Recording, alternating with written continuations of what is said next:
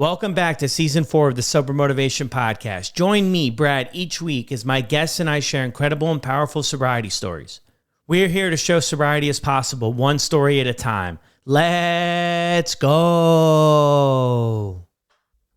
In this episode, I connect with Sam, an avid listener of the podcast.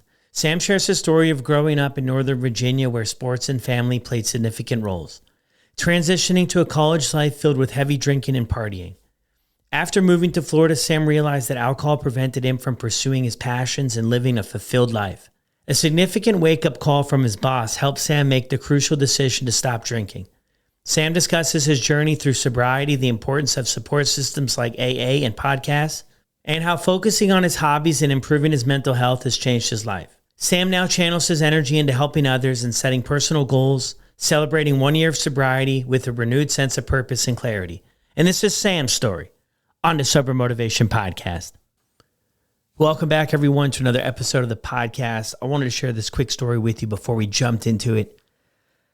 I had this guy that used to attend these Celebrate Recovery meetings that I used to go to, 16 years or maybe even longer ago. And I just wasn't getting it.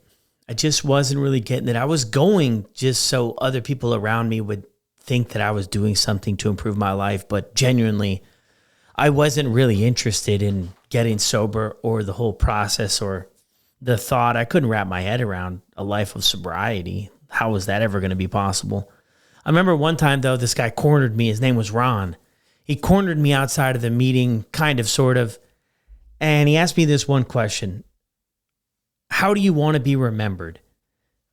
And as I was thinking about it, okay, this was kind of strange. This was kind of out of nowhere. I mean, I kind of knew the guy, but I didn't think that we knew each other like that. And then he said, because one day, that's all you will leave behind, is how people remember you. And it sticks with me now. At the time, it didn't really have this big impact on my life, but it makes a lot of sense to me now about how do I want to be remembered? How do you want to be remembered? I think the life I was leading and living for those years of active addiction, and when things just never seemed to go my way, I don't know that that would have been anything I was proud of leaving behind, or the memory that I would have left behind. And I think about that a lot now. How do I want to be remembered? And I feel like what that does is really puts things into perspective about how I treat others, what I accept from my life, how I am as a husband, how I am as a father, how I am as a friend, and what's really important in life. And I think that that's the gold. I think that that's it. I think that sobriety has brought so many gifts to my life, so many things that I never, ever would have thought possible. And I know that that's not anything rare or anything unique to me. It really does change so many areas of our life, but I think one of the things I'm most proud of that have changed in my life is the ability to deploy empathy. Not to feel bad for others, but to understand maybe where they're coming from, and to be able to sit with them and hear their stories and hear what they've been through from a place without judgment. Because I think at times the world can be heavy into judgment of where somebody is in their current situation without hearing their entire story of where they've come from, and maybe gain a better understanding about why they're making the choices and behaving in a certain way that they are right now, especially when it comes to addiction. But they don't hear what it was like for them growing up, or they don't hear the things that they've been through. Not that it excuses the way that we act or the way that we behave, but maybe it would make a little bit more sense. And maybe that's where we need the help in the healing. And maybe that we found alcohol or drugs or whatever it is as a way to comfort us. I never looked at my addiction that way when I was really in the mess of it. I never really looked in the rearview mirror to ask myself, how did I end up here? Was it just on a whim? Like, was I just that lucky to where my first drink hit differently than the people around me? I don't know. I look back now, I mean, I don't think so. I think that it was a accumulation of things, of life, and how it took a toll on me and everything that I had been through. And it wasn't the most traumatic situation in the entire world. And there's obviously people who go through a lot more than I ever did.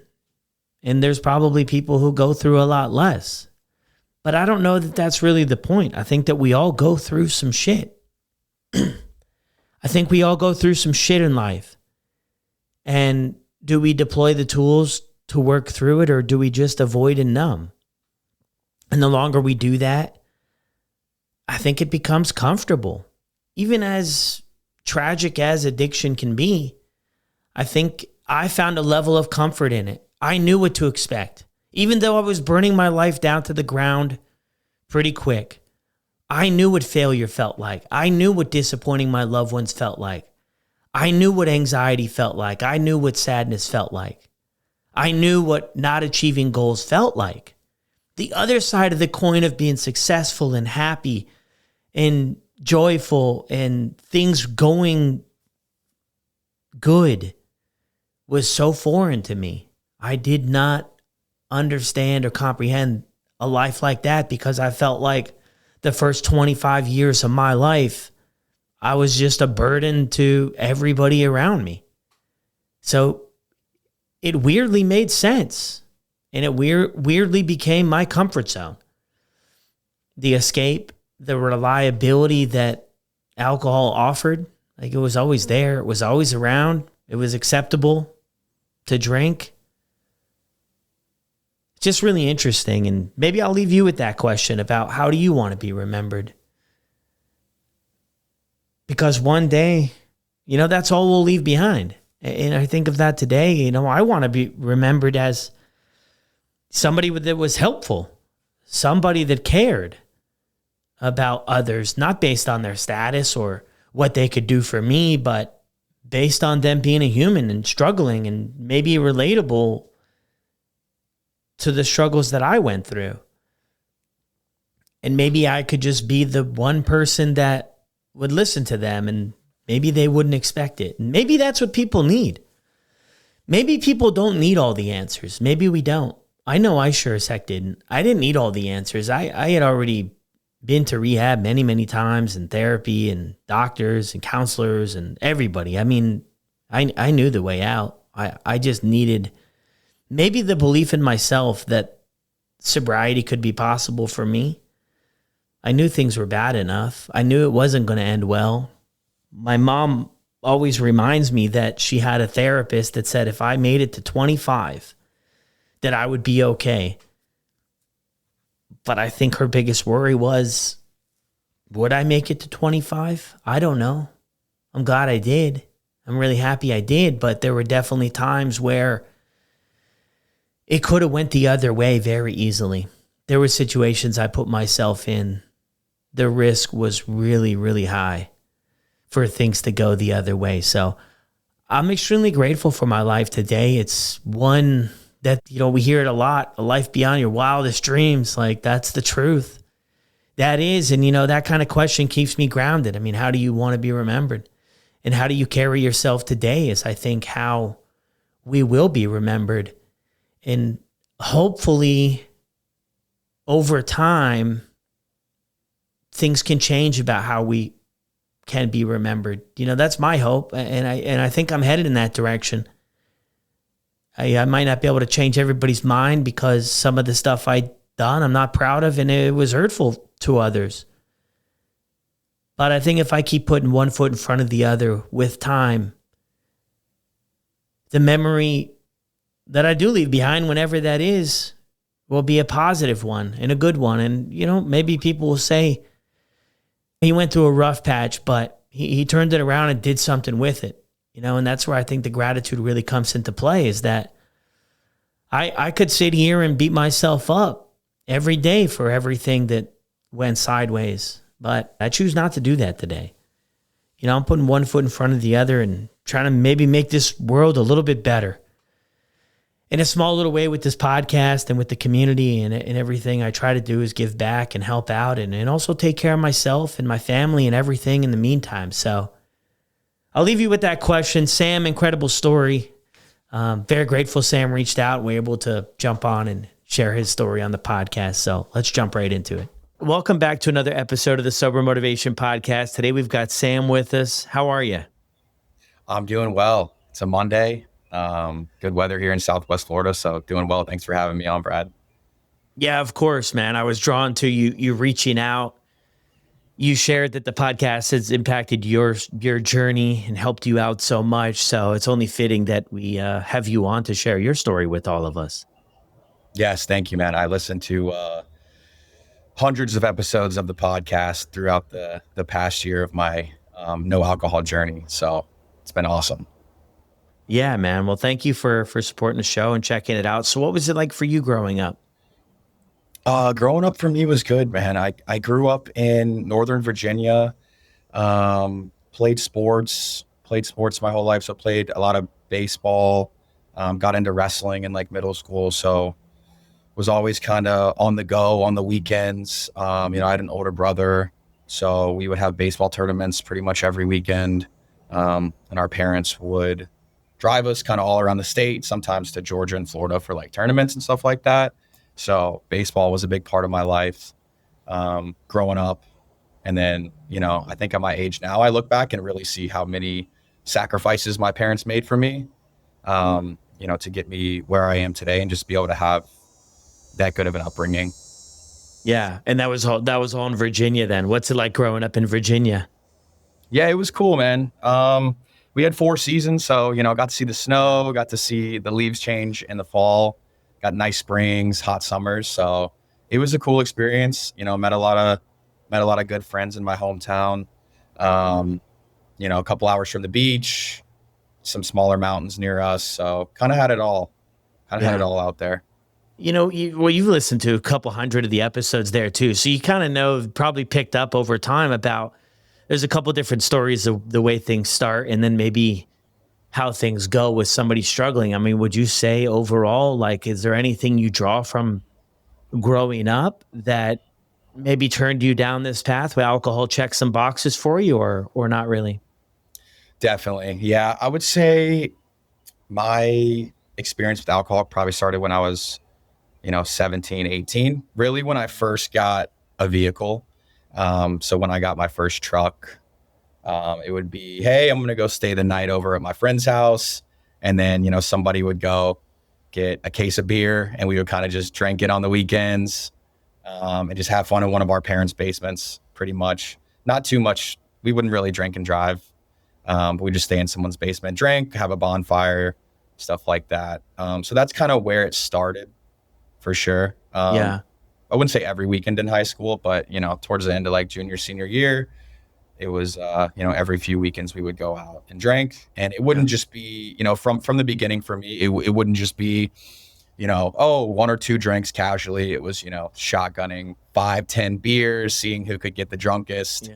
And there was no real repercussions, at that time, except for your parents yelling at you, taking your phone or grounding you.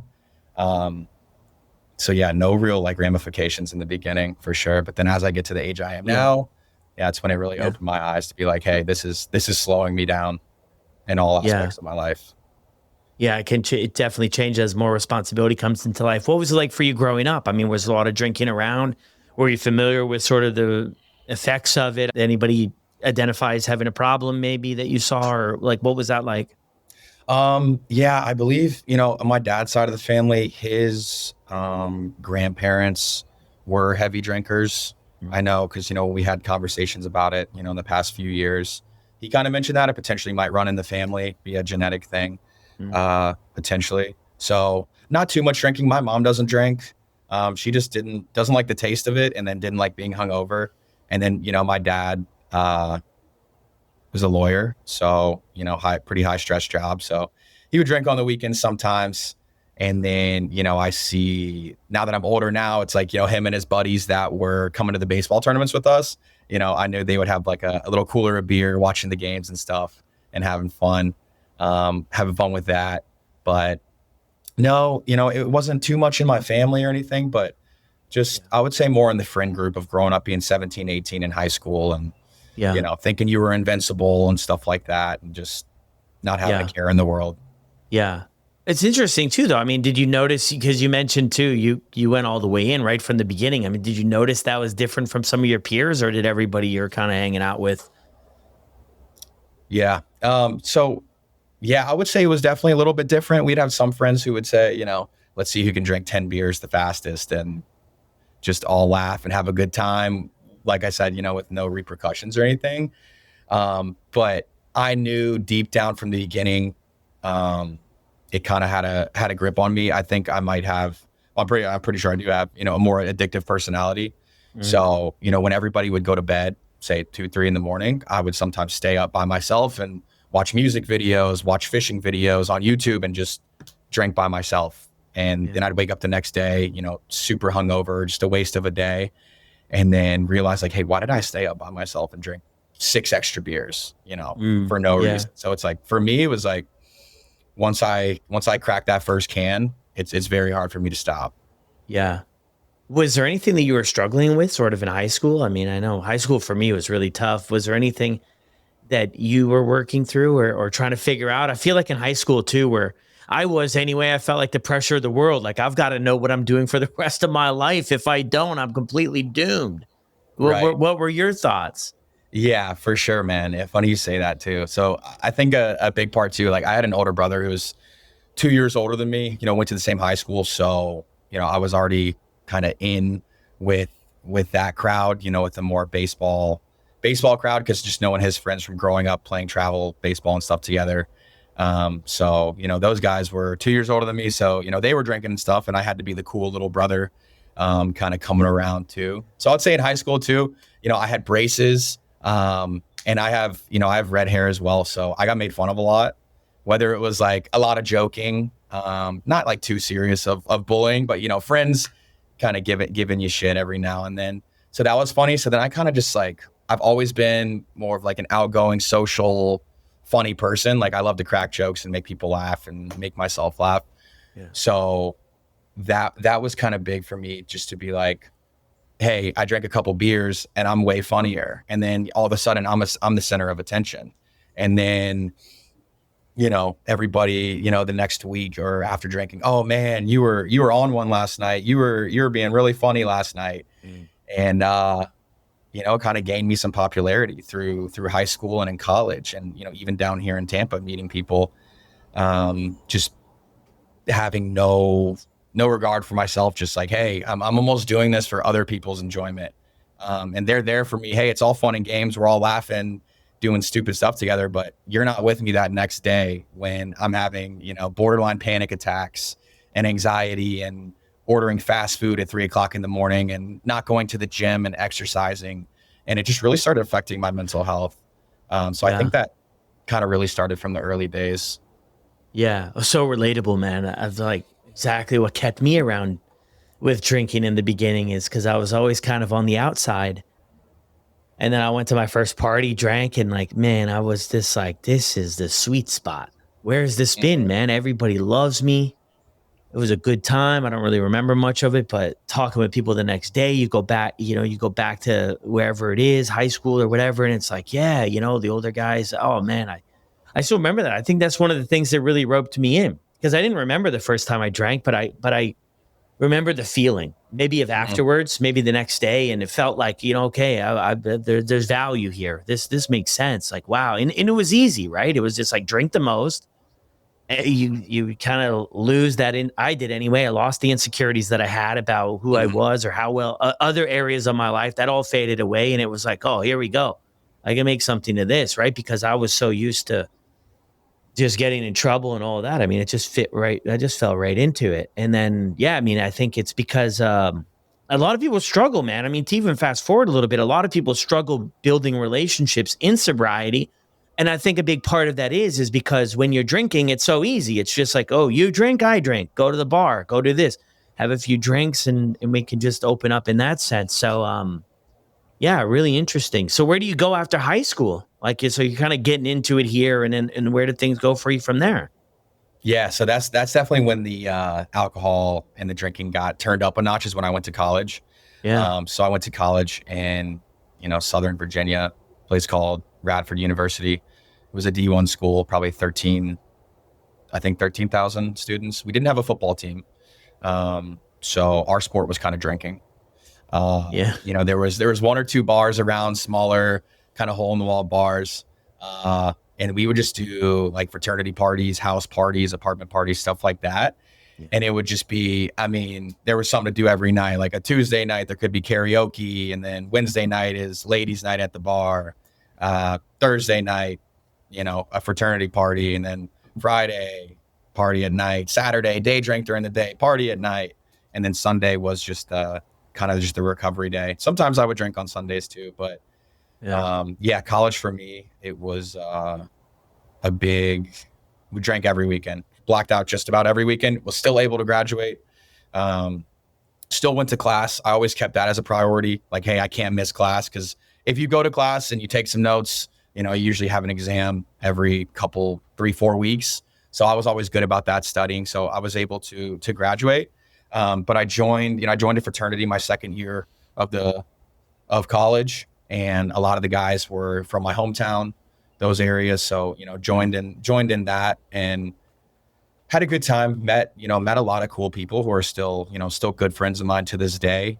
Yeah. But the culture was definitely just, blacking out drunk, who could throw the coolest party, have the most girls over, kind of stuff like that. And again, with no real repercussions, you could get as drunk as you wanted. And as long as you weren't driving, who cares? Yeah. And then, sometimes waking up outside of the fraternity house or on the couch that's on the front porch and, oh, whatever, let's go get some food and do it all again.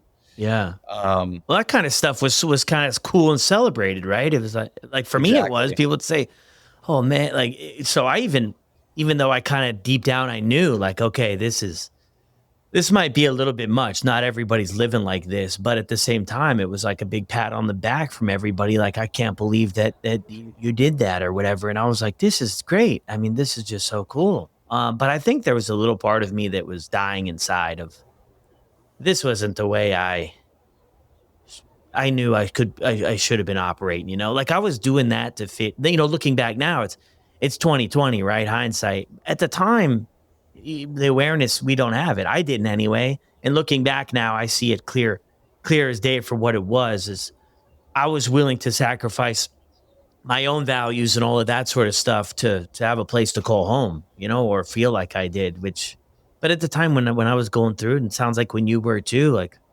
it's just a college experience, right? And it's really tough when a lot of people share too, right? The college university experience, everybody we associate with is doing the same thing. So it's not like it's like we're just standing out completely on our own. And I even look back at that and I think, I thought everybody did what I was doing. When I look back now, I'm like, no, everybody, in my experience, everybody wasn't doing it. The people I was hanging out with were doing it. And I decided to hang out with them because it was kind of like the cosign of the way I was going about things. Exactly. I agree. Yeah. And it seemed to be, like you said, like you get that kind of, that's just what the norm was, right? Like I didn't know anything but waking up and being hungover, then looking, oh, everyone's getting mimosas now at breakfast. And then, you go there and you share stories from the night before. Oh man, you were wasted last night. You were dancing on the bar, like doing all this. And here's a video. And it's, oh, that's funny. Like, that just seemed to be what we were chasing. And that was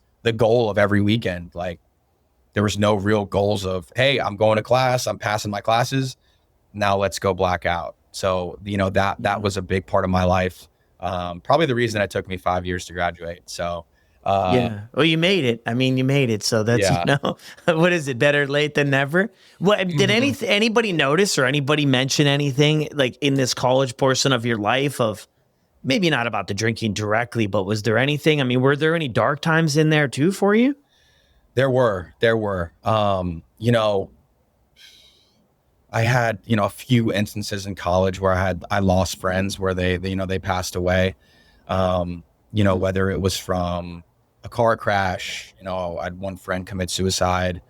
And then, a good friend of mine that was in fraternity, passed, he got in a surfing accident and, passed away from that. And my only response to that was obviously, being emotional. Then it was like, oh, now I can go get extra drunk for them tonight. I'm going to live for them. And that's kind of like the avenue I took of like, hey, like that's my excuse to behave how I want to behave because my friend passed away. So now instead of pouring out one for them, it's like I'm going to drink extra for them. And, just drinking upset is never something to do, and then just getting in fights, like pointless fights with people, saying nasty things, to people, calling my parents at like 3 o'clock in the morning and almost just like making up stories and just, getting a call from them the next day with already having that anxiety from drinking. They're like, oh, are you okay? Like you called me, crying last night about, your friend that passed away. Like, are you all right? And then it just like, I never would have acted like that if alcohol wasn't in the picture. And I feel like it just like amplifies every single problem I've ever had in my life. Yeah. Yeah, for sure. Yeah. I mean, even that stuff there. And that's tough too with you share with, I mean, it sounds like quite a few friends too. And, and then maybe not, talking about that or maybe working through that, right? Just leaning on alcohol, then it's, it's really hard to, I think to heal anyway. In my my story and stuff, it was really hard to do any healing or really process anything when it was just numbing and just pouring gasoline basically on a fire. Exactly. And then it would be something like, if I'm upset, if I'm happy, if I'm sad, if I'm bored, it was like I always had alcohol right there to make things fun, right? Yeah. To just escape from reality almost. And this is a problem I can deal with on Sunday now. It's not a problem I have to deal with on a thirsty Thursday. Yeah. So yeah, that was big for me. Yeah. Well, big distraction from life and everything that's going on. And I think, I mean, we're going to get into it. I have the sense we're going to head in that direction too. When we're younger, right? 17, 18, or we're in college. I mean, responsibility's there, but I think we could probably all agree it's a lot lower at that age than, as we get older and we have a lot, more responsibility in areas to figure things out. But eventually the whole fun aspect and using it as our coping strategy and how we move through life and everything, I think eventually creates more problems than it ever was trying to distract us from. It's a huge distraction in life, the drinking, from a lot of things, right? And I feel like for me anyway, it took me a lot longer to grow up. I feel like it took me a lot longer to grow up, maturity, because I was just leaning into drinking and that was it. And I feel like I missed out on some of those other like soft and hard skills, that maybe some of my peers were picking up on, sort of in that range of age there. So it's really interesting. So you make it through university. I mean, the wheels don't, it doesn't sound like it anyway, fall off. You're not really having any consequence. But internally, though, it sounds like things are you're struggling a bit with that. Definitely. I feel like it was just a part of life. Like it's something I just accepted. Like, okay, I'm young, I'm in college, like, and even after college, I'm just going to drink every weekend. That was just like stuck in my brain. That's just like, that's what we do on the weekends. Yeah. There was never anything else, just from building those habits from years and years of doing it. That's what felt like the norm. Which really, coming off, 1 year with no alcohol, I can just see how much, time I wasted. I was lucky. I still, had the upbringing I did and kind of had, when I would get home from college or anything like that, like my parents would immediately like, hey, what's your summer job? What are you doing to work this summer? Right. Mm-hmm. So I was fortunate enough to be pushed by them to always be able to have a job. So I feel like that work ethic was kind of always instilled in me to know that I have to get this done. But then I would reward myself. Okay, I'm going to go work all week and then I'm going to get so drunk on Friday, then so drunk on Saturday, and then do it all again. That just felt like, what life was. Until now, having that year of clarity and all the wisdom I've gained from listening to your podcast, attending AA classes, talking to a therapist, going to Celebrate Recovery through, the local church, things like that, to just add the tools. And if anything, I wish I did it sooner, but, I'm a firm believer, I guess, everything happens for a reason. So yeah, I did, I wish I did it sooner, but, I'm very happy with where I am now.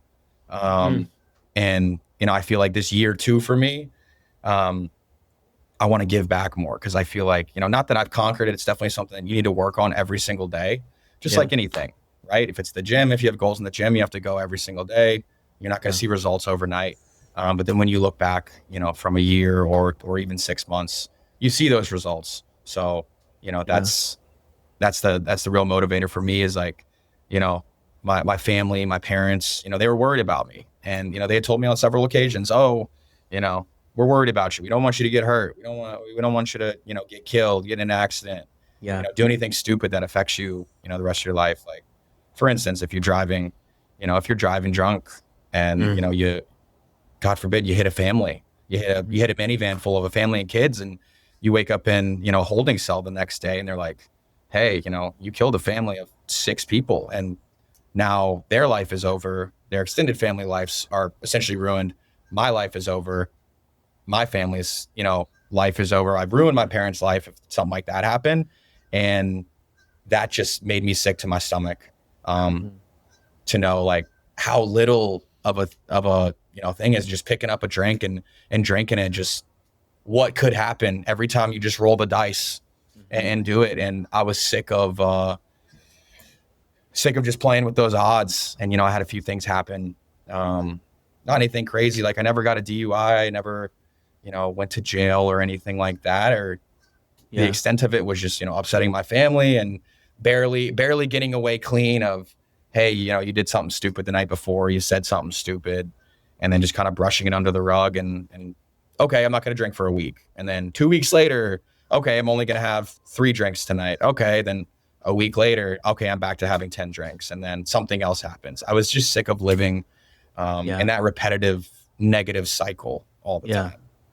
Yeah. Well, thanks for sharing all that. Do you feel like when you drink, it changes you? Definitely, definitely. And I think I thought it amplified me, just to be, hey, I'm more social, I'm more fun. Yeah. But then, when I had close friends who cared about me reach out and say, hey, man, like you're not the same person when you drink. Or if it was, girls that I was in a relationship with, to tell me, hey, you're not the same person when you drink. And then my family tell me that. Then I Mm. finally started opening my eyes, be like, you know what? At first, I would just push it off and be like, you don't know me. You don't know what I'm going through. And realistically, I wasn't going through that much. What I thought was a lot. And then I listened to your podcast and I'm like, oh man, a lot of these people have had it way tougher than me. Right. Mhm. And it's Perspective. just, yeah, it's just that whole perspective change of, you know, not trying to view myself like more with a victim mentality. Oh, I can drink. They say I'm not the same person. Well, you know, I just using it at, things as a scapegoat, like, oh, well, my friend is passed away years ago. So, I'm drinking for him. I'm celebrating for him, Yeah. just stuff like that to almost give, a reasoning for my behavior to Yeah. make myself feel comfortable with it.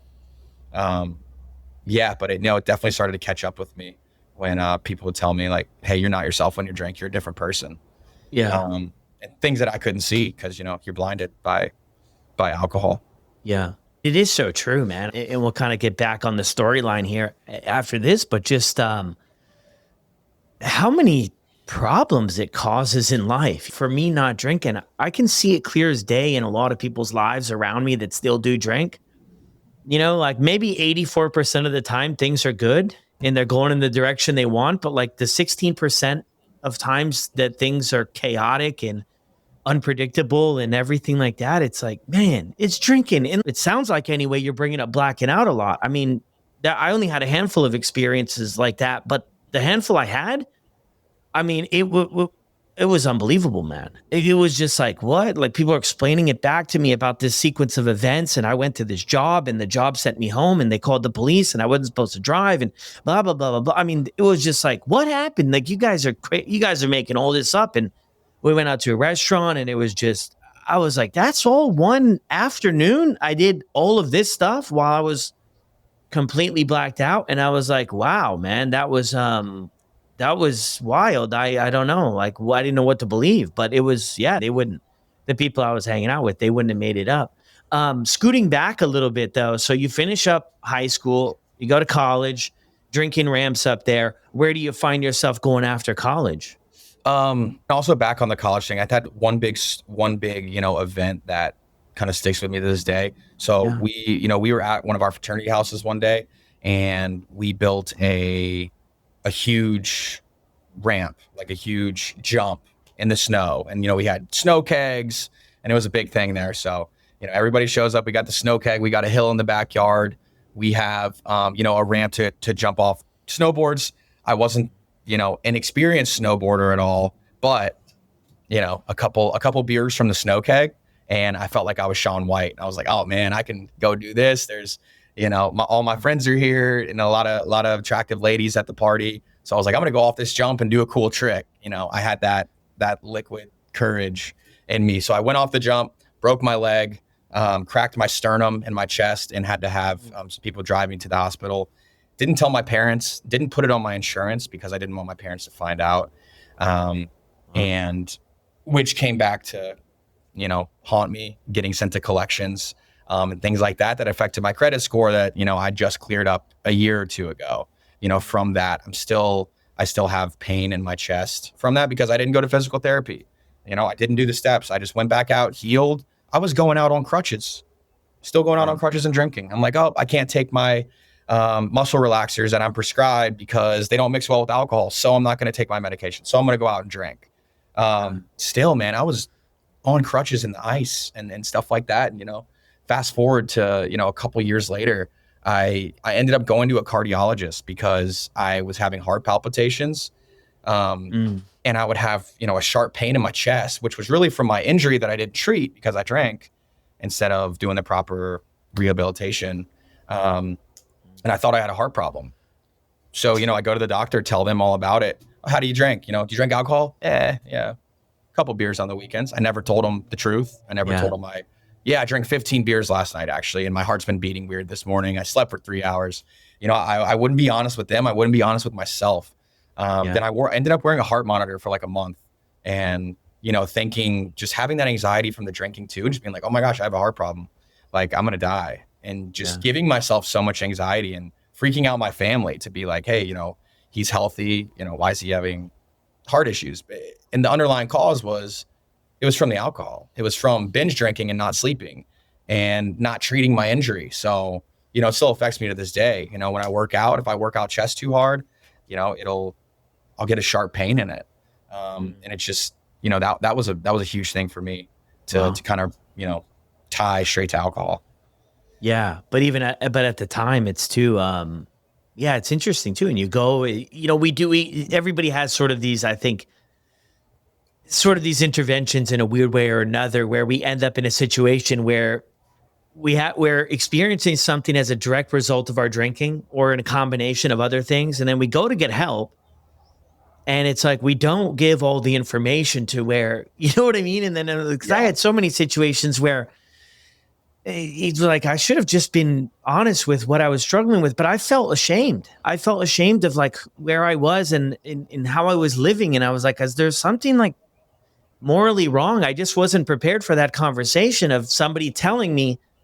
I think subconsciously I was so scared of somebody saying, well, maybe you shouldn't drink, because at that point in my life, drinking had become the only thing that I knew to offer comfort and consistency and a good friend and all this stuff. So I was like terrified to put myself in a situation where that somebody would make the idea or suggest or even pick up on the fact that I've got a problem. Because what if they say I have to quit? I tried to quit. I can't quit. I don't know how.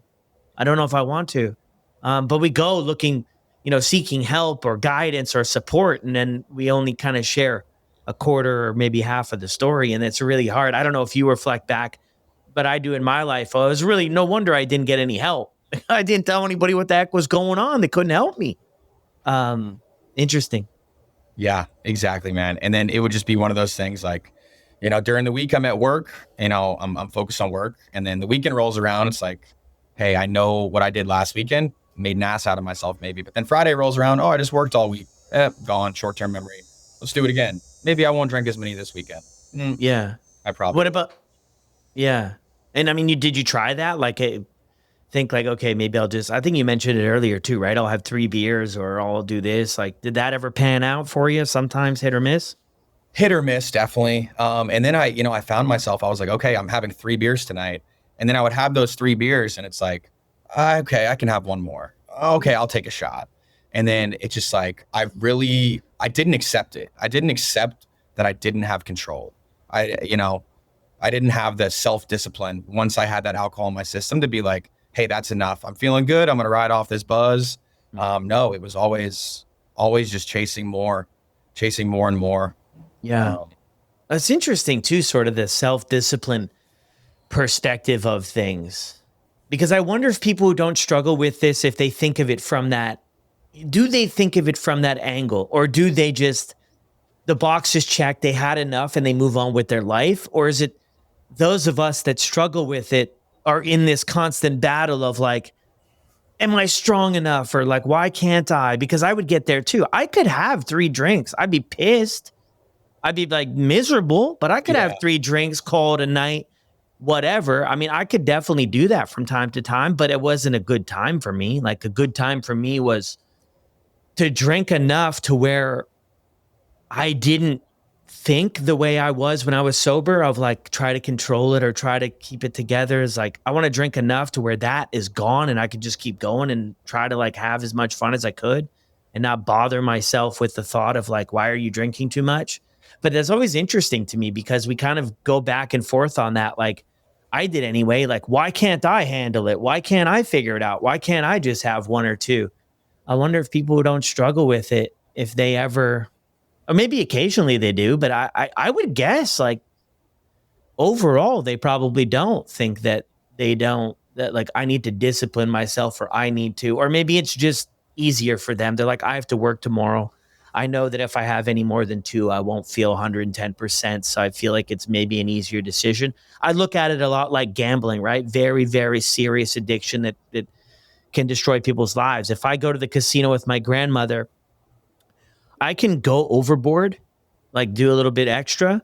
But when I leave there, I don't feel guilty. I don't feel ashamed. And I don't ever think about it again until 8 months later when she asked me if I want to go again, you know? So I wonder if it's kind of like that. Yeah, definitely. And it was tough, for sure to kind of Yeah. go through that stuff and just label it off like, this is a more YOLO, like you only live once, right? If I had lost friends or lost family, it's like, well, who's going to say that I don't get in a crazy accident and die tomorrow? I'm going to live for today. I'm going to live for tonight. I'm going to have as much fun as I can right now. And then just push off all the responsibility and repercussions, till it really comes full circle, and then have anxiety about it, drink it away. Just repetitive cycle for so long, man. And I had no idea how much in common I had, with you, with the podcast. It was just so eye-opening. I feel like I literally struck gold. And like after listening to like 2 of them, I was just like, oh my gosh, like this is so relatable. It was insane. I got hooked on it, man. Like I said, dude, I'd be out walking around to ponds or fishing in the ocean, and I would just have a AirPod in listening to it. Just like, wow, like this is crazy, man. Yeah. It's interesting too. I mean, I think that like, what did you think maybe somebody's life with a problem or somebody who alcohol was taking more than it gave? Like, I think that that's a big thing that can keep us stuck for time is it's like, that's not my life, right? Like some of us, we might hear conversations or see in the movies or wherever it is, right? I think a lot of us, and I could be wrong, I'm wrong a lot, but I think a lot of us have this idea of this person looks like this, walks like that, and talks like that, and they have a serious problem with alcohol. And if I don't look like that, walk like that, talk like that, then maybe I'm good to go. Maybe I can just ride this thing for the rest of the days. But I think what I'm hearing a lot, Sam, from you is that alcohol was taking a lot from your life. And I don't mean like dollars and cents and stuff like that, but it does sound like it affected what I think is the most important thing in life is relationships. And I think it was really affecting your mental health and how you felt about yourself and how you showed up. It really sounds like it really hit you hard there. Yeah. And I didn't think about a way out. I thought this was just something I was always going to have in my life. And it's like, hey, as long as I'm going to work, I'm more of a functioning alcoholic. And it's like, I don't drink on the weekdays. That's not me. Like, I'm not a boozer like that. I don't drink Monday nights, but when the weekend rolls around, I'm blacking out drunk almost every weekend. And, I thought that, hey, I'm still going to work. I'm not drinking on the weekdays. I'm fine. This is normal. This is what everybody does, right? Yeah. So that's what it felt like, at Yeah. first, except for, breaking that cycle this past year. It's just like, this has been the most growth, the biggest growth year of my life for sure in this past year. Yeah.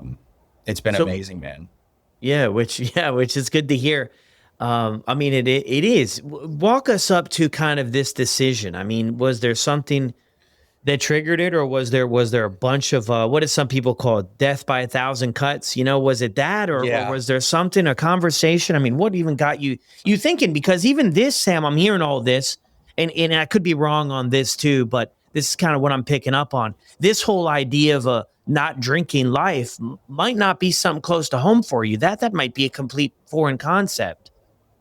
Absolutely. Yeah. I mean, I never thought in a million years I could make it a year without alcohol. Never, ever, ever thought that. So I would say leading up to it, man, like just living in Tampa, it's beautiful, almost every single day. The bar, there's a big bar scene everywhere. You got the beach bars, you got the downtown bars. Yeah. And, when I first moved down here, and, I left my current job. I was doing commercial insurance in Virginia in the office every day. So, moved down here, had to quit that job and started working remote for a sales job. And then ended up, I'm big into martial arts. So, started training a lot down here, and then ended up meeting some guys who work security at like the local bars. And I figured, and they're like, hey man, we'll pay you 25 an hour to come work security, kick out drunk people, from the bars. And I was thinking about it. I was like, oh, you know what? I just moved down here. Probably a good chance to meet cool people, and do that. Cool. So, I was at the bar and I was working as a security at the bar, and always around alcohol. I'd be up there till 3-4 in the morning, mopping the floors and stuff like that. Like, and then I started drinking, on the job on there. Cause I was like, you know what? I have a full-time job. Like, I don't care about this. Yeah. So kind of, drinking on the job there and just being around it all the time. And then on top of that, I would get 50% off at the bar when I wasn't working. So just more incentive to like, hey, I know what I'm doing tomorrow. I know everybody here. I know, all that. So it's like, I'm in now. I got 2 jobs. I'm making good money. I'm getting 50% off drinks. So now I'm buying everybody drinks. And I had this party trick, actually. I called it the tornado. It's when I could drink a Corona in 2 seconds or less by, spinning it and making it look like a tornado vortex. So I was kind of known as that. And then, people would see me, oh, tornado here. And they would buy me a drink and I would do it. And they'd put me on their Snapchat or Instagram, and, people would laugh. And it's kind of, I would be like, oh yeah, that's cool. Like, I don't know, maybe I'm getting recognized for this. Maybe it's funny. People like me. Just, having that very shallow mindset of that's what I cared about. And then, kind of fast forward, from there, just every bar and everything had happy hours, 7 to 9 o'clock, free drinks, or $20, all you can drink mimosas from 9 to 1 o'clock. And then there's football on, and, it was the thing to do. It's what it felt like, that's what life felt like it was. I was like, I'm young, I'm gonna have a family one day, but right now, this is what I'm doing. And a big reason I moved to Florida was to chase my passion and my love for fishing and being outdoors and stuff like that. And it didn't really hit me until, I had a good buddy, Justin from Virginia, kind of make fun of me. He was like, dude, you lived in Florida for 3 years. You haven't caught one big fish. And I was thinking about it. I was like, damn, he's right. What have I been doing every weekend? I've been blacking out drunk, not chasing my passion, not doing what I love. Cause I thought that's what I loved. Why would I go fishing when I could go be at the bar drinking beers and feeling great about myself and meeting a bunch of people? So that was a real eye opener for me. Like, I'm gaining weight. I'm ordering fast food every night. I'm eating bar food. I'm not getting a good sleep. I'm showing up to work not 100%. I'm not going fishing and chasing my passion and things that made me happy. Because I just had this, ball and chain of alcohol with me at all times. So just starting to kind of open up my eyes on that, and then, take it, oh, I'm not going to drink for a month. And then I would go to the gym every day, see how good I felt. And then at the end of the month, it's like, I'm bored. I want to reward myself. Let's go to the bars. I can't not drink if I go to the bars. So that kind of happened. And then what really kind of did it for me was, I was, when I moved to St. Pete, I was in a relationship, for a while. And, the girl at the time helped me a ton. She helped me a ton with the not drinking. Um, but still, I would just prioritize myself and put alcohol first over everything, over relationships, over friendships, over family, over anything. My friends would be like, hey, let's go on a fishing trip this weekend. And it's like, oh no, we got a bar crawl this weekend, man. Like, what are you thinking? So, just giving that excuse of, I'm just going to drink at all times, for fun. And then, I would say, the main thing was, I went to like I said, I went to a Bucks game, before I stopped drinking. And, like I said, I work Monday and Friday remote. So we had to be in the office that particular Monday, cause it was the end of quarter and, I do sales. So we had to push some deals over the line and get a good last day of the quarter to set ourselves up for the next quarter. And, I'm in management, so I have to show up 100% every day. Right. The team energy kind of feeds off me. I'm supposed to be, the hype guy, getting people motivated and, almost mentoring them. They're younger than me and mentoring them. And who was I as a mentor if I'm blacking out drunk every week and not really accomplishing myself? Sure, I was good at sales. I could show up every day and work hard, but I wasn't really accomplishing much. And, I actually won, sales development rep of the year at the company my first year. So, and what did I do? I went out and got blacked out drunk to celebrate. So, and I just realized like, hey, if I can achieve these things while I'm drinking on the weekends, what can I achieve if I cut it? Right? I just want to raise the bar on my life, on my goals and, mindset and things like that. And, we went to the Bucks game that weekend. I had friends in town that were visiting. So, we drank Thursday, Friday, Saturday. Bucks game comes around Sunday. I'm like, oh, I'm not drinking on Sunday. But I was so hungover and so much anxiety. It was the only thing to do. So I went over to Publix and got, 2 bottles of champagne. Didn't have any breakfast. It was a 1:00 game. Woke up at on my friend's couch at 11 a.m. and drank those 2 bottles. Went to the game and, made an ass out of myself at the game. And then went to the bars right after. And, got kicked out of some of the bars because I couldn't even stand up. And then I showed up to work the next day.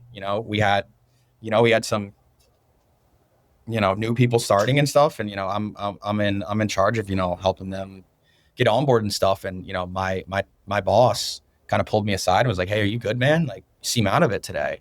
And then, we have a good relationship. We're friends and similar in age. So, he would tell me, I told him, I was like, hey man, like, I got banged up this weekend, 3 days. I haven't really slept that much. And he just kind of gave me that wake up call of like, hey man, I can't have this on the team. Like, don't show up like this again.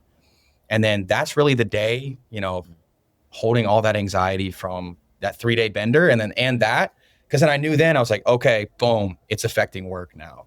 I told myself if it ever affected work, I was going to stop. It's affecting my relationships. It's affecting my friendships. It's affecting my family. And right when it hit work is really when I was like, okay, I need to stop. So I went to my first AA class, a week after that. Cool. Okay. Yeah. So you went to your first AA class. Well, it's interesting going through that whole sequence of things there too, right? Where it affected all these other areas of your life, but it was like the work one was maybe the line in the sand for you. And that was kind of what really opened your eyes too, which I think is kind of interesting. I mean, I don't know your thoughts on it now, looking back too, about, the other relationships and stuff. Work is important in life too, in everything like that. I would be interested if there was another level to that about maybe the way you were living was sort of going to eventually probably be exposed even more in that direction. And if that was like, oh man, I don't want this to blend into this life. I mean, was there a thing there that was sort of the catalyst too? Yeah, definitely. And then, going into, I guess, kind of being in that more management role, like I said, just, more mentoring people and being a coach. It's like, I'm not the best version of myself. So how can I try to help these people become the best versions of themselves? And then, showing up hungover off no sleep, was just like, I'm not being productive. Right. Yeah. I'm not being productive. I got promoted, making more money. I have more responsibility. And it's like, is this a life I want to live? Just kind of having those thoughts. It's like, hey, I'm making more money. This feels great.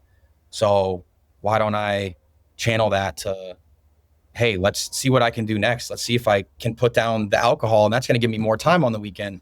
And then, realizing I did have an addictive personality, to be like, okay, let's, listening to your podcast, listening to other self-help podcasts, how can I channel that addictive personality to good?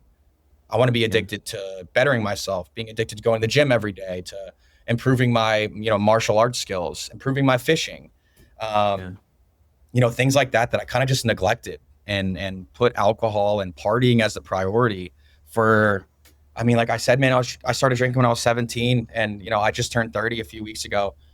Well over 10 years of just about every weekend, man, just blacking out and just, realizing how stupid it was and how much time I wasted with, pointless drunk conversations at the bar and stuff. And that's what really did it for me. And then, I would say 3 months in, every day for the first 3 months, it was like, okay, I'm done drinking till New Year's. I'm going 90 days sober.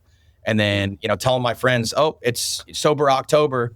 And then it was so funny with how many of my friends like laughed at me. They said, oh, you can't, no way you can go a month sober. And then I would just be like, oh my gosh, like, that's really how they feel. And yeah, I can. I'm going to prove them wrong. Right. And I feel like I was almost living to, not to please other people, but to just like more so fit in and do that. And I was like, wow, like people don't think I can go 1 month without drinking. It's like a challenge. So I can do it. And I went that 1 month, and then, I went 3 months, and I hit 90 days, and it was boring, I would say, for sure. Cause I stayed away from the bars for probably 2 months. And then at that point I was like, I'm good. I can go to the bar and not drink. I would go to the bar and just be miserable. And I feel like my bar of fun, of waking up every day was, right here. Like, I can't raise the bar. This is the maximum amount of fun I can have. I can't have that much fun because I'm not drinking. Yeah. And then I would say after 3 or 4 months is really when, my sleep improved. My skin health improved. Like, I wasn't breaking out as much. I felt better mentally. I was going to the gym. I was losing the beer gut that I had. I felt better physically. I was eating clean. I was treating people better. I had a better relationship with my parents, with my friends, with my family. So everything really, really started to improve after those 3 months. And like I said, man, listening to your podcast helped so much. And hearing people say like, hey, after that 3-4 months hump, it really started to click for me. That's when I started seeing results, and I was like, why stop now? I'm going to go 6 months. Okay. And then what am I going to do after 6 months? I didn't think about it. It just, a lot of the message from your podcast and in AA is, it's day by day. Right. Yeah. So, hey, as long as I can win today, then I can worry about tomorrow. And the big thing for me was like, okay, I got a weekend coming up in 5 days. Like, what am I going to do so I don't have to be bored enough to just go sit at the bar all day? Okay, I'm going to make some plans. I'm going to go fishing in the morning. I'm going to go to the gym in the afternoon. I'm going to work on, something else. I'm going to help my friends with, their companies to make a little side money, stuff like that. So really trying to just channel that to, working and chasing my passion and my hobbies. And it felt weird at first. I would go fishing and I was like, do I even love this anymore? Is this something I just grew up doing? Because I just had that in my brain of just like, you could be at the bars drinking right now. You're out here fishing. You're not catching anything, and just, after a while, just really getting that piece of just, it's not about catching the biggest fish or catching fish every time. It's about just being out on the water and being calm and cool and relaxed. Was big for me. So seeing that, and then I ended up starting up an Instagram page, Sammy Sharks. And then, I post videos with my friends, and it's got a decent little following now. So I would just post more fishing adventures. I got a GoPro. Yeah. So that was kind of my thing. Hey, I'm going to edit footage for 3 hours today, and I'm going to chase this big fish, so that would, give me an avenue not to just go to the bar all the time.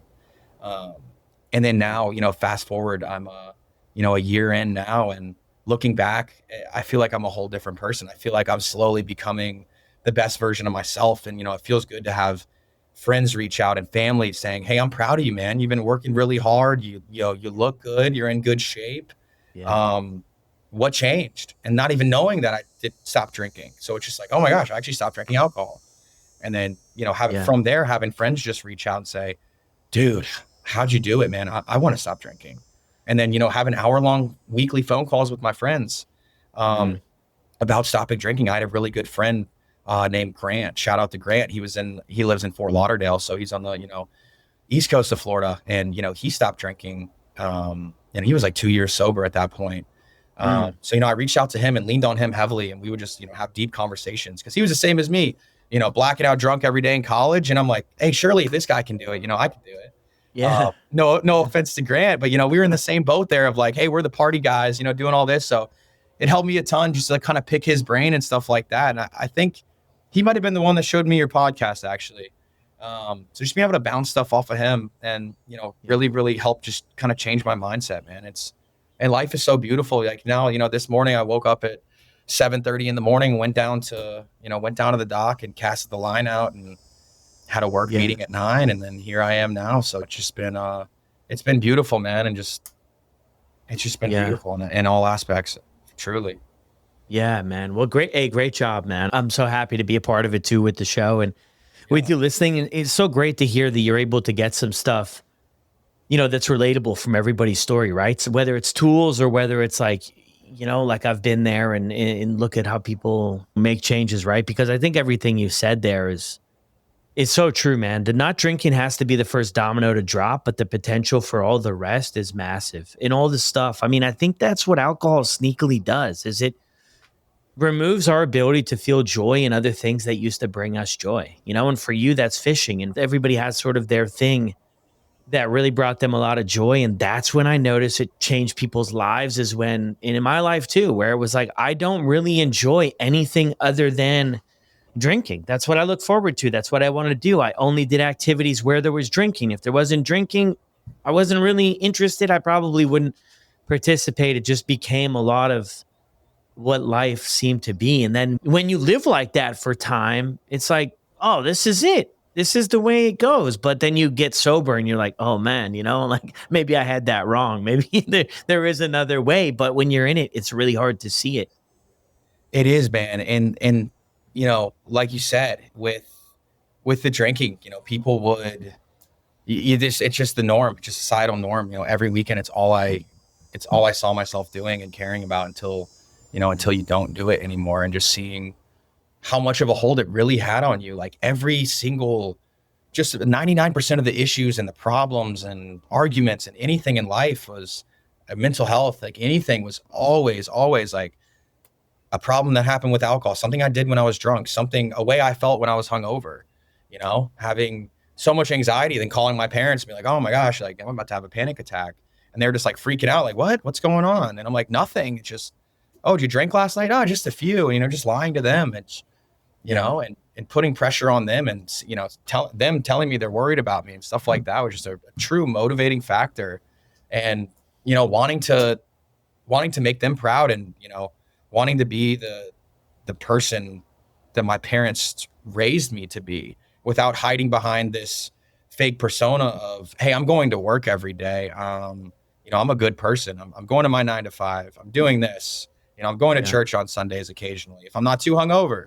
And just, cutting that out and really, really just like opening my eyes to like how much life has to offer. And I think that's, going back, that's what the podcast helped me with so much. Was seeing people like, oh, it gets better. It gets better. Like after a year or 6 months, it gets better, but you have to work on it every single day. And because, at first I'm like, man, it's tough. First couple months, like, this is boring. How do people do this? Like, I can never do this. But then I listen to the podcasts and, I'll see Instagram reels and Facebook reels of celebrities that quit drinking and talking about how beautiful life is and how much they've accomplished and how happy they are with their family and things like that. And I'm like, I don't think they're just BSing me right now. Like, I'm just going to keep going. I'm going to keep working at this because I do feel a little bit better. And not really having a goal in mind of, oh, once I hit 1 year, then we're celebrating by drinking. Mm-hmm. It's just like, once I hit 1 year, I was like, dude, I'm pedal to the floor right now. Like, I can't wait to not drink and not drink for this next year and see the progress I can make then at work, on myself, with relationships, with friendships, with my family, with fishing, with MMA. There's just like, alcohol was the thing holding me back from all of my potential. I don't want to show up and wake up at 60%, potential for the day. I want to wake up 110%. I want to wake up and crush the day. I want to get ahead of work on a Sunday and work on the weekends and, make extra money. And, waking up hungover or, waking up on a Monday and just scrambling to get my week together just wasn't doing anymore. It's like, I'll sit back on a Sunday and get ahead on the week. Then I wake up on Monday and I'm like, I already got the momentum. I'm like, I'm going to crush this week. And then I'm ahead on work. So I don't, need to work late or do anything extra, stress myself out. I can go to the gym after work. Then I can go fishing. Then I can wake up the next day and go to work again. Like, this is amazing. That's kind of what I've been doing a lot. And I was like, I never thought I could do this and just really unlock my true potential. And like I said, man, with year 2, it's, going into AA classes and doing them on Zoom as well. Somebody shares a powerful message and, they're getting emotional on there. A lot of people have gone through way, way harder things than I have. And just shooting them a message like, hey man, what you said really stuck with me. You motivated me. I'm proud of you and, keep going. A little message like that. I'll just send those out. It would go a long way. Then, when I shared my first time in AA, I was super nervous, and I'm pretty nervous right now on this podcast. Honestly, I hope I can hit all the points that I wanted to. And then, just having people reach out to me too, like, hey man, I'm proud of you. I can see the changes you're making. What you said in class inspired me. It got me through today. That was a feeling of gratification that I never thought I could get.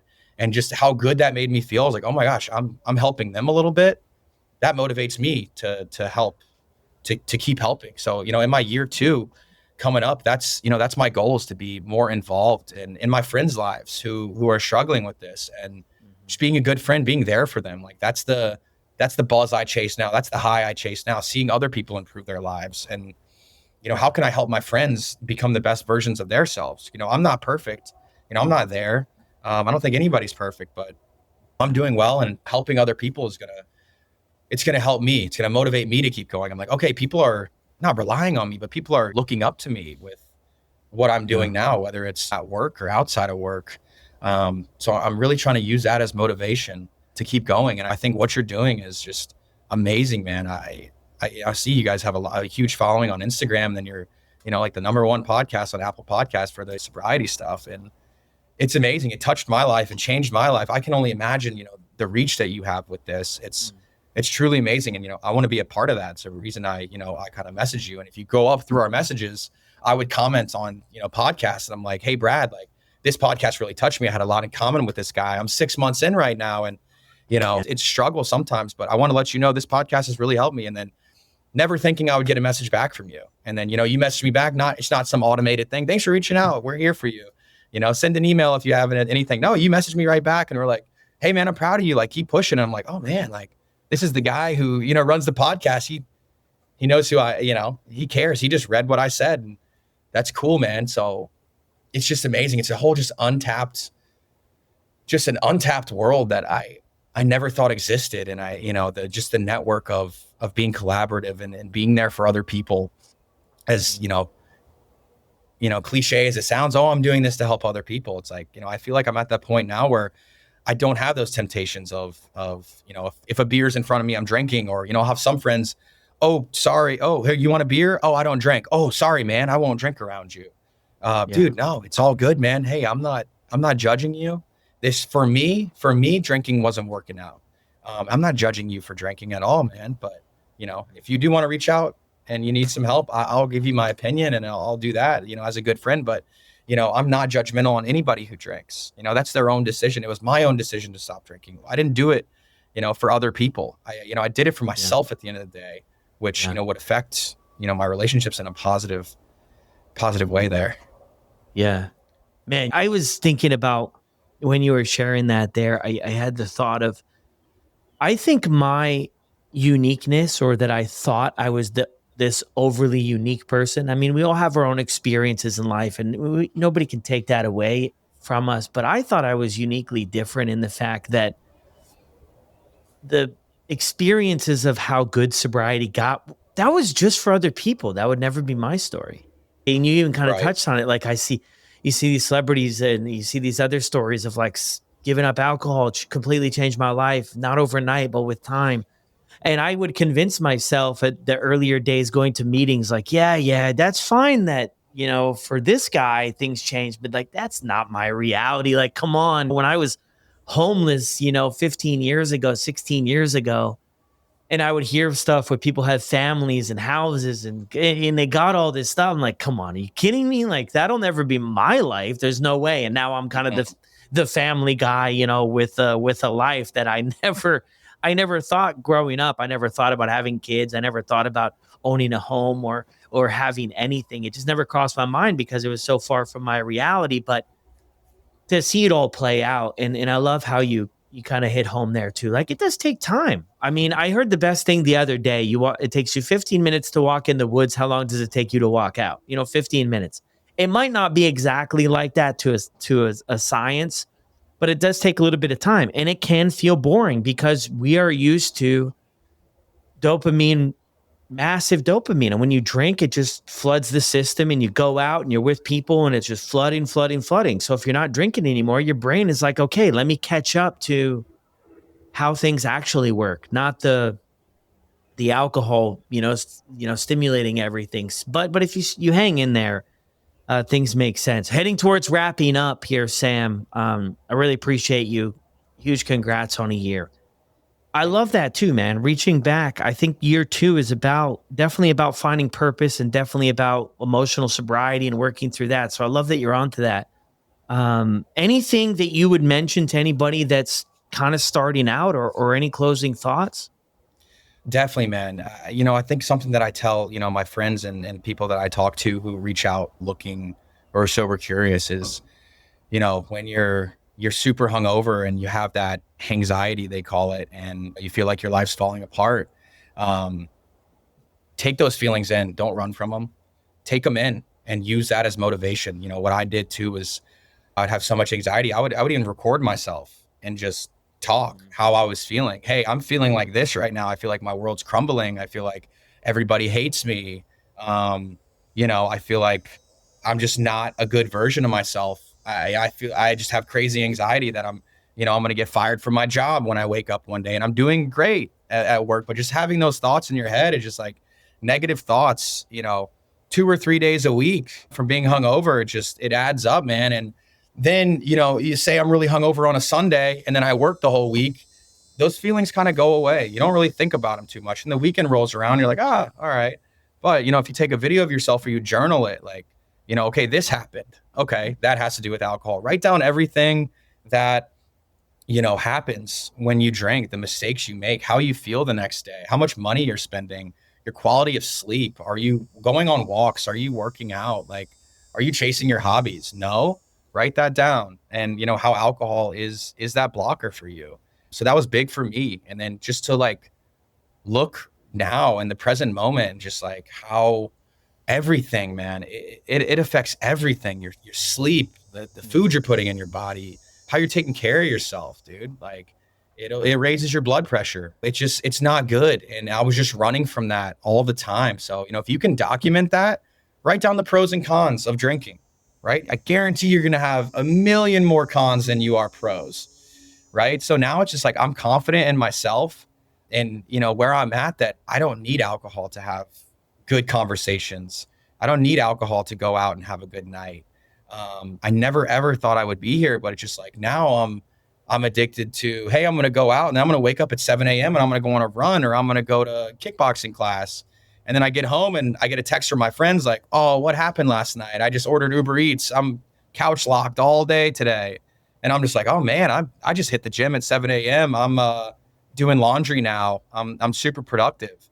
And just kind of, comparing what the old me was doing versus, the current me is the biggest motivation for me now, for sure. Yeah. I mean, that's what it's all about, right? The things that change. And, realizing where we're at, where we never thought we would be. I mean, I think that's one of the coolest things. I mean, all these gifts that come along with this, a lot of people share, they started out with alcohol being the problem. And if I just quit alcohol, everything will fall into place. But what we realize as we go on this self-development journey, and maybe this spiritual journey for some, in a sense, that all these other areas of our life also improve. And we realize that alcohol was getting in the way of, everything. So good, man. I'm happy to hear it, dude. And the fishing too, right? Yeah. So super excited. Me and my roommates are going to chase down a Goliath grouper next, 300, 400 pound fish under a bridge. And it's like, now I'm getting up at 3, 4 in the morning to go fishing instead of getting home from the bars at 3 or 4 in the morning. So I feel like my whole life has just kind of done that 180. So I would just say, man, like take it day by day. Find what fuels you, find your passion, and alcohol will, amplify your problems. So, just because I quit alcohol, it's not like all this stuff fell into place. It just gave me more time to work on myself and, to give back and to find what I truly love to do. Because it was always hindered. It was always hindered by alcohol. So, take it day by day. It's not something you can just do overnight. Win the day, then you win the week, and then you win the month, and then you win the quarter, and then you win the year. And then you look back and you're like, man, I've came so far. So just really take it day by day and know that you can do this. I mean, if I can do it, you can do it, because, I have one drink and I have 15 drinks.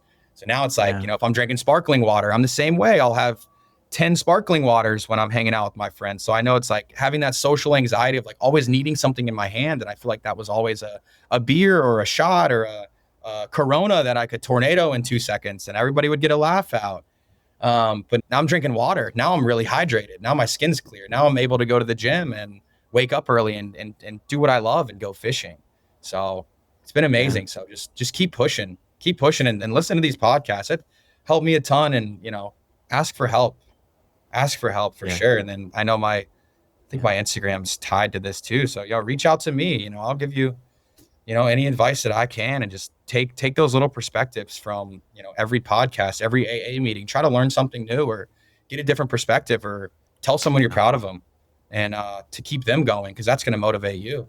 So yeah, thank you, Brad. This has been awesome. I know definitely a little bit nervous at first, man, a little starstruck meeting you. You've really had an impact on my life, man. So, and this podcast truly has changed my life, man. Just being able to do it. Like I said, having a busy schedule, just being able to throw it on the Bluetooth in the car on a road trip or on a flight. Okay, I'm going through sober motivation. Oh, look at this. This is a cool story. I'm going to download that for my flight. And then just, filling my mind with self-help, not just garbage of music or Instagram reels, just brain rot. It's like trying to fill myself with like self-help has really, really had an impact. So I really appreciate it, man. Yeah, good, man. Well, I'm happy to hear that, dude. So happy to hear it. Well, thanks a lot, man, for jumping on and throwing your name in the hat. And I'm glad we were able to connect and share your story. Yes. Thanks, Brad. It was great meeting you, man. And I hope if one person can get something out of my story, that's going to bring me a bunch of motivation to keep going. So if you're listening to this and you're struggling, keep going, take it day by day, find yourself, find, what you love to do, and just substitute that time when you're drinking with something you love, something productive, reading a book, self-help, exercising, and just keep stacking those wins up day over day. And it becomes easier. Every day is not easy, but rely on your support system and listen to the podcast. Not every day is perfect, but just keep working for the better you every day. That's what really helped me. Yeah, beautiful, man. Well, there it is. Another incredible episode here on the podcast. Another big shout out to Sam. Give it up for Sam. 1 year, alcohol-free. So many things are changing. Incredible stuff. I'll drop Sam's contact information down in the show notes below. Send him a note. Let him know you appreciate him jumping on the podcast. If there's anything you can relate to, I'm sure he would love to hear it. If you haven't left a review yet, jump over to Apple or Spotify, drop a 5-star review, and I'll see you on the next one.